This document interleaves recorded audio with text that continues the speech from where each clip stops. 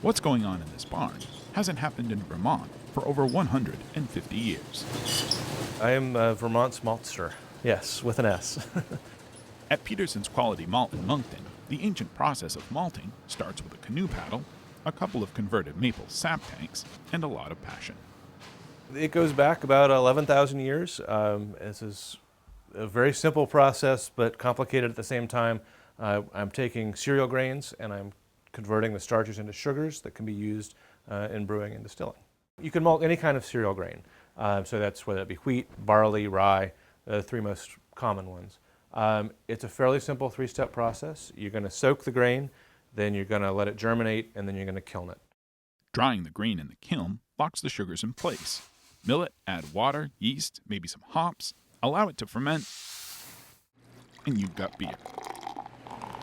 Vermont is first in the nation for breweries and brew pubs per capita. Peterson considers his business craft malt, which means, like the state's craft brewing industry, it's robust but small.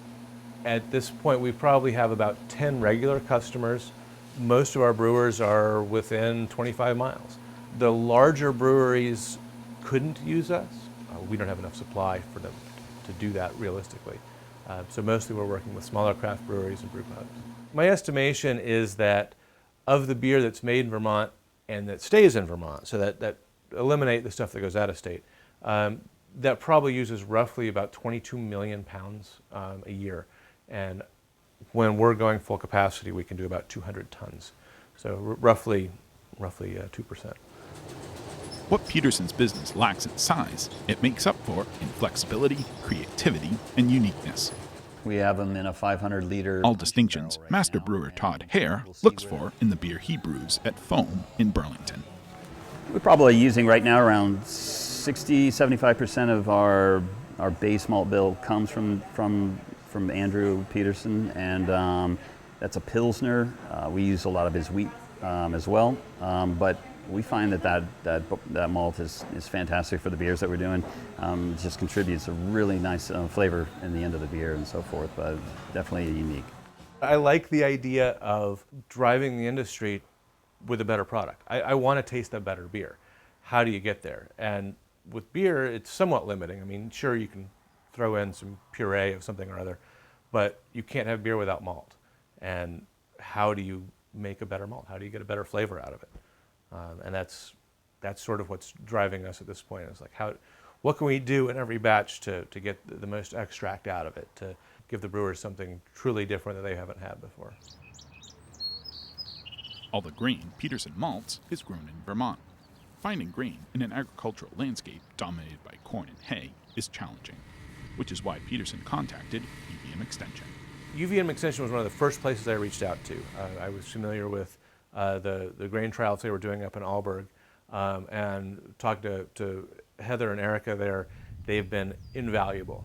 We've been working with Andrew for many years. We've provided him with lots of valuable connections, both in the farming community, in the brewing community, and with other craft maltsters throughout the Northeast.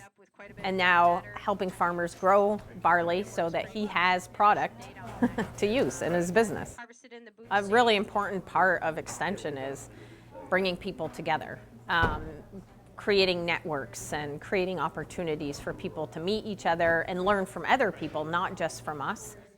The research they've been doing is stuff that I'm looking at every year, determining what I'm going to do, how I'm going to do it. They have introduced me to most of the grain growers in the state, which there are not there very many, but they know all of them well. They also have a testing lab now, so they're able to do malt quality testing, which is, again, I couldn't tell a brewer what my barley's got without them. So here you actually have an academic wing that is legitimizing what we're doing, which is fantastic. If the trend holds, craft brewing will continue to increase in Vermont. Its success will depend on the product and the consumer. I think most craft beer consumers aren't thinking about the ingredients in their beer. I don't think it's wrong. It's just never been a conversation we've had before. The Vermont brewers are just an outstanding group, and they've put Vermont on the map so that tourists are driving here to get their beer. For me to play a part in that is phenomenal for me. That was my dream, to be part of the Vermont brewing world and watching these guys produce, and then being able to use something local that came from the hard work that we're putting in is incredibly rewarding. Peterson's quality malt is a one-of-a-kind Vermont business, and with any luck, it won't stay that way for long. In Moncton, I'm Keith Silva with Across the Fence.